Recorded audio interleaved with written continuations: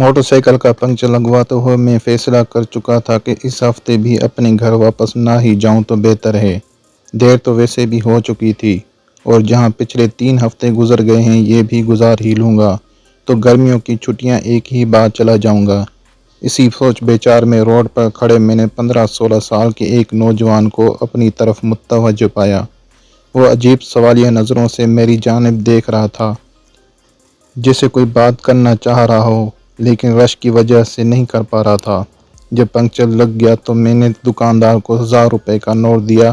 اس نے 100 روپے کاٹ کر باقی مجھے واپس کر دیے۔ میں موٹر سائیکل پر سوار ہو کر جوں ہی واپس شہر کی طرف مڑنے لگا تو وہ لڑکا جلدی سے میرے پاس آ کر کہنے لگا، بھائی جان، میں گھر سے مزدوری کرنے آیا تھا، آج دہاڑی نہیں لگی، آپ مجھے واپسی کا کرایہ 100 روپے دے دیں گے؟ میں نے ایک عجیب سی نگاہ اس پر ڈالی۔ سادہ سا لباس، ماتھے پر تیل سے چپکے ہوئے بال، پاؤں میں سیمنٹ بھرا جوتا، مجھے وہ سچا لگا۔ میں نے 100 روپے نکال کر اس کے ہاتھ پر رکھ دیے۔ وہ شکریہ ادا کر کے چلنے لگا تو نہ جانے میرے دل میں کیا خیال آیا۔ میں نے کہا، سنو بھائی، تمہیں دہاڑی کتنی ملتی ہے؟ اس کے جواب دینے سے پہلے ہی میں نے باقی کے 800 روپے بھی اس کی طرف بڑھا دیے۔ وہ ہچکچاتے ہوئے پیچھے ہٹا اور کہنے لگا، نہیں بھائی جان، میرا گھر منڈیالہ شریف میں ہے، 2-3 گھنٹے میں پیدل بھی جا سکتا تھا، لیکن کل سے ماں جی کی طبیعت ٹھیک نہیں اور اوپر سے دہاڑی بھی نہیں لگی تو سوچا آج جلدی جا کر ماں جی کی خدمت کر لوں گا۔ میں نے کہا، اچھا یہ پیسے لے لو، ماں جی کے لیے دوائی لے لینا۔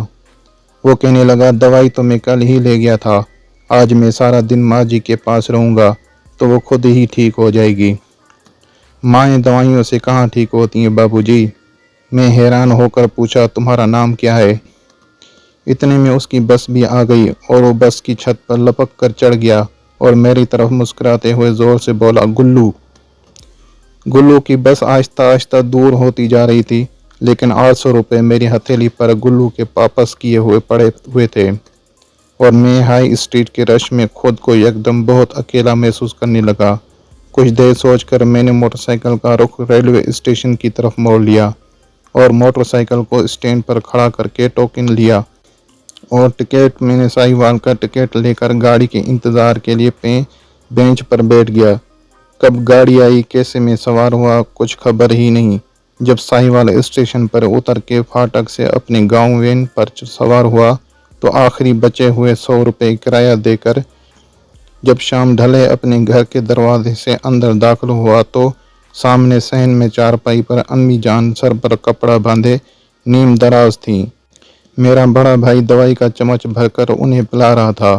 مجھے دیکھتے ہی امی جان اٹھ کھڑی ہوئی اور اونچی آواز میں کہنے لگی، میرا پتر خیر سے آ گیا ہے، اب میں بالکل ٹھیک ہوں، اور آنکھوں میں آنسو بھرتے ہوئے دور کر ان کے سینے سے جا لگا۔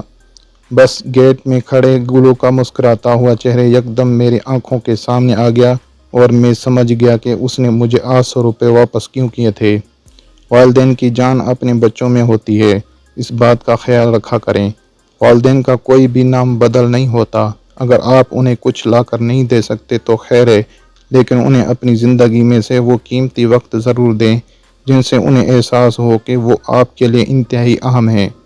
مائیں دوائیوں سے کہاں ٹھیک ہوتی ہیں، کیونکہ ماں باپ کو آپ کے پیسوں کی بھیجی دوائیوں کی نہیں بلکہ آپ کی ضرورت ہوتی ہے۔